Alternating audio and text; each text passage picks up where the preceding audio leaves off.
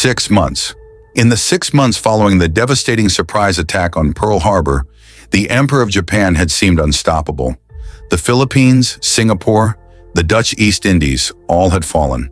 The Japanese Navy, the codebreakers, with its elite pilots and powerful aircraft carriers, reigned supreme across the vast expanse of the Pacific Ocean. For the Allies, it was a time of retreat, desperation, and fear. In the summer of 1942, the architect of the Pearl Harbor attack, Admiral Isoroku Yamamoto, devised a plan for one final, decisive blow, a strike that would eliminate the United States Pacific Fleet, crush American morale, and secure Japan's dominion for decades to come. His target was a tiny, isolated coral atoll, a mere speck in the ocean that served as a vital American outpost. Its name was Midway. What Yamamoto didn't know was that this battle would not be decided by superior numbers or bigger guns alone. It would be a battle of wits, a high-stakes poker game played across thousands of miles of ocean, and the Americans, against all odds, were about to look at his cards. This is the story of the Battle of Midway, a tale of code-breaking, sacrifice, and the 5 most important minutes of the Second World War. Admiral Yamamoto's plan was a masterpiece of complexity and ambition, designed to lure the remaining American aircraft carriers into a battle they could not win. He believed the American fleet was weak and demoralized, and he assembled the largest naval force Japan had ever put to sea to destroy it. The plan had 2 parts.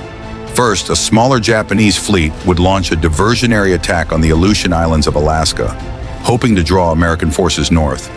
Then the main force, including 4 of the 6 aircraft carriers that had attacked Pearl Harbor, would swoop in to attack and invade Midway. Yamamoto was certain that when Midway was attacked, the American carriers would have no choice but to race from Pearl Harbor to defend it. They would sail directly into his perfectly laid trap, where they would be ambushed and annihilated by his superior numbers. The entire plan hinged on one critical assumption: the element of surprise. The Japanese Navy was absolutely confident that the Americans had no idea what was coming. They were wrong. America's secret weapon was not a ship or a plane. It was a cramped, windowless basement in Pearl Harbor, designated Station Hypo. Here, a brilliant but eccentric cryptanalyst, Commander Joseph Rochefort, and his team worked tirelessly around the clock, fueled by coffee and adrenaline, trying to break Japan's encrypted naval code, known as JN-25. By the spring of 1942, they had made a breakthrough. They could decipher enough to understand that the Japanese were planning a massive operation. They knew the target was a location the Japanese called AF. But what was AF? Some in Washington, D.C. believed it was in the South Pacific, or even the U.S. West Coast. Rochefort was convinced it was Midway. To prove it, Rochefort devised an ingenious trick. He instructed the American garrison on Midway to send out an unencrypted radio message in plain English, falsely reporting that their water desalination plant had broken down. Days later, the gamble paid off. Station Hypo intercepted a new Japanese message: AF is short on fresh water. The trap was exposed. Admiral Chester Nimitz, commander of the U.S. Pacific Fleet, now knew exactly where and when Yamamoto would strike. The hunter was about to become the hunted. Armed with this priceless intelligence, Nimitz threw everything he had into an ambush. He had only 3 aircraft carriers, the Enterprise, the Hornet, and the hastily repaired Yorktown, against Yamamoto's 4. But Nimitz had the element of surprise. On the morning of June 4, 1942, the battle began as the Japanese launched their first wave of planes to bomb Midway Island. As they returned to their carriers to rearm, the first American planes attacked. The first attacks were a disaster. American torpedo bombers, flying low and slow, were slaughtered by the swarms of Japanese Zero fighters and the blistering anti-aircraft fire from the fleet. Entire squadrons were wiped out. Of the 41 torpedo bombers that attacked, only 6 returned. They failed to score a single hit, but their incredible sacrifice was not in vain. In their desperate defense, the Japanese pilots had pulled all of their fighter cover down to sea level, leaving the skies above the fleet completely exposed. At that exact moment, by a miracle of timing, American dive bombers from the Enterprise in Yorktown arrived high overhead. They looked down to see the impossible. The 4 Japanese carriers below them, their decks crowded with planes, fuel lines, and explosive bombs. Perfect targets. What followed were the 5 most decisive minutes of the Pacific War. American dive bombers plunged from the heavens.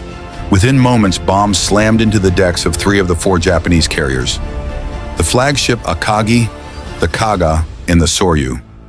The explosions ignited the fuel and ammunition on their decks, setting off catastrophic chain reactions. In less time than it takes to drink a cup of coffee, 3 of Japan's most powerful warships were transformed into floating volcanoes. One Japanese carrier, the Hiryu, had survived the initial onslaught. Enraged, its commander launched a swift and devastating counterattack. Its planes found the American carrier, USS Yorktown, and despite a heroic defense, struck it with multiple bombs and torpedoes, leaving it dead in the water. But the Hiryu's triumph was short-lived. Later that afternoon, American scout planes found it. Dive bombers were launched from the Enterprise, and in a final, fiery attack, they struck the last of Yamamoto's carriers, sealing its fate. The core of the Japanese Navy, the force that had terrorized the Pacific for 6 months, had been wiped out in a single day. The USS Yorktown, crippled and under tow, was later found and sunk by a Japanese submarine. A final, sad loss in a stunning American victory. The Battle of Midway was an unambiguous, catastrophic defeat for Japan. They lost 4 of their finest aircraft carriers and over 250 aircraft. Most devastatingly, they lost over 3,000 men, including more than 100 of their most experienced, irreplaceable combat pilots. The Japanese offensive in the Pacific was stopped cold. From this point on, they would be on the defensive. For the United States, it was the victory they so desperately needed. It was a massive boost to morale, and more importantly, it evened the naval balance of power in the Pacific, allowing the U.S. to begin its long, bloody march across the ocean to Tokyo.